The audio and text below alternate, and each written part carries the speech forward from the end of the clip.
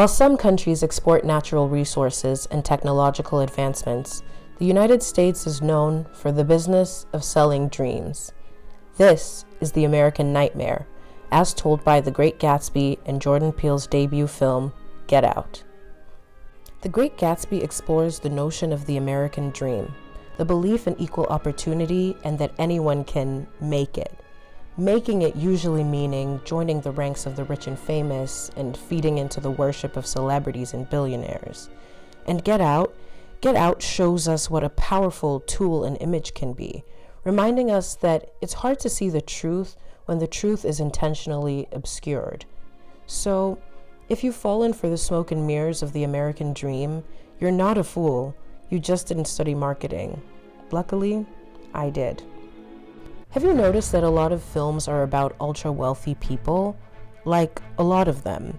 Why do you think that is? Films present us with images and stories meant to stir the imagination, but it's crucial to consider what those creators want us to imagine. Hollywood blockbusters like Get Out and The Great Gatsby actually reveal a sinister truth about American superficiality. In both films, the elite are obsessed with maintaining their image, and both highlight a stark divide between social classes, or so it seems. In Get Out, the Armitages preserve their pristine social image by disguising their deceased family members as their black domestic workers. In The Great Gatsby, Gatsby himself constructs a persona and name as grand as his lifestyle.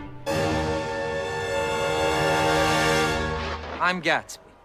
However, as new money, Gatsby's still looked down upon by the Buchanans, whose inherited wealth makes them believe that they are somehow superior to him. Casting Leonardo DiCaprio, a familiar face and a damn good actor, completes the illusion of status in this film. It's easy to imagine him as a rich, famous man because, well, he is one. Films present us with images and stories meant to stir the imagination, but like I said, it's crucial to consider what those creators want us to imagine.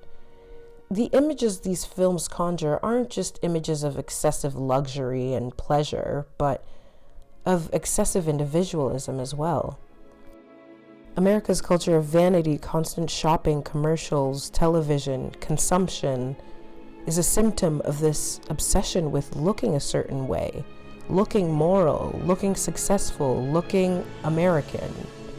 Being handsome could get you elected as president. Being beautiful could get you forgiven in a country like this. Serial killers have literally been romanticized because they had striking cheekbones. He didn't look like anybody's notion of somebody who would tear apart young girls. That's the power of image. That's the power of marketing. Politics and marketing really aren't that different. Both rely on strategic communication, knowing the desires and the fears of your target audience. And maybe that's why New Yorkers fell in love with their newly elected mayor, Zoran Mamdani. He is someone who feels like an actual mirror of the city, a first-generation, third-culture millennial who understands New York because he is New York. And maybe that explains why so many people today crave authenticity. People want the veils removed and the truth revealed. I think so many public personas of the past are in deep waters because the old systems thrived on having an image they gave to the world while maintaining their private debauchery with fear and secrecy as tools to maintain this image of a righteous person. Still, we often forget performers are performing. And now more than ever, the line between performance and reality is a blur. Celebrities, performers, and artists alike can go live from their living rooms and even let us into their heads with therapy-centered media like Fashion Neuroses, the podcast hosted by Bella Freud. Yes, that Freud. The spotlight is on authenticity in a media landscape like ours, one where the lines are so blurred. Stories like Sinners and the real-life stories of people like Michael Jackson, whose music transcended location, language, and time. So much so that when this black boy from Gary, Indiana, with the voice of an angel died, the entire world mourned. It's important we remember those gifted with the gift of performance are channeling. Miranda Mayday said it perfectly. The artist is the reflection of everyone. But when capitalism gets involved, that reflection becomes a product. America's nostalgia is also a double-edged sword. Clinging to the past might feel comforting, but life only happens in the present. And for many Americans, especially Black Americans, the past wasn't comforting at all. Nostalgia has a considerable hold on Americans. Gatsby's obsession with Daisy is the central plot of The Great Gatsby, but his love is for an idealized memory of her, not the woman she has become. This unhealthy fixation destroys him and prevents him from living in the present. Similarly, the Armitages in Get Out are trapped in nostalgia. The grandfather's late-night runs are a desperate attempt to relive his glory days as an Olympic athlete, and the family seems to have a hard time moving on. My mother loved her kitchen, so we keep a piece of her in here. When Get Out was released, the political tides were shifting rapidly. It was right before the height of the woke era. Conversations about Black excellence were mainstream, Black artists were winning awards, diverse hiring was incentivized, but as the pendulum swung back, that progress was met with backlash. Inclusive hiring was rolled back and Black voices were undermined. But while the powers that be try to silence Black voices, I fear too many have awoken to their personal power and collective power to shift and expand beauty standards, TV standards, standards for common human decency, that there's no going back.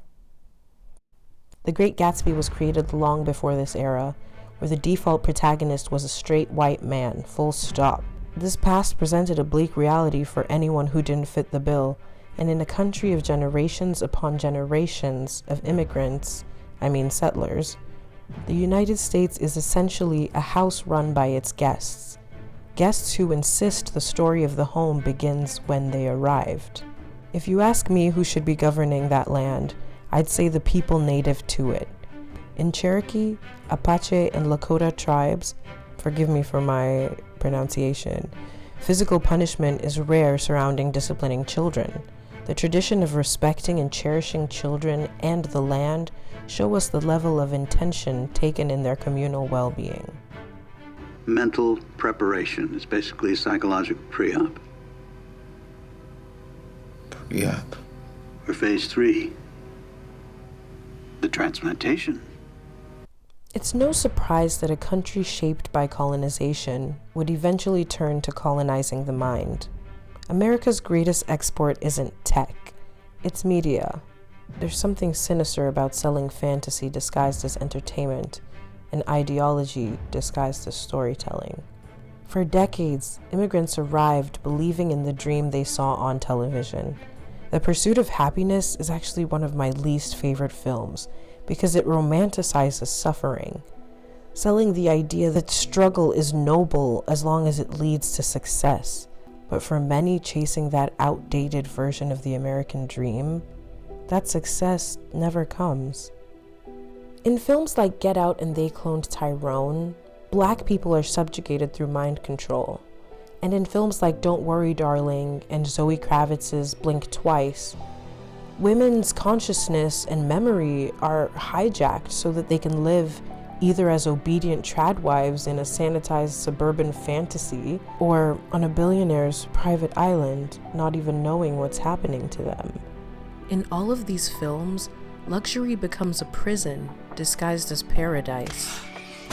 In many Hollywood productions, illusion is the name of the game. Hollywood is built on illusion, not because it was created to corrupt minds, but because storytelling evolves. Film grew out of theater, and television grew out of film. But all of this is to say, some of our behaviors and beliefs might not be our own. They might be social constructs shaped by the stories we consume. This video is an attempt to clear the smoke and mirrors, even if just a little bit, because entertainment has always had the power to change minds, for better or for worse.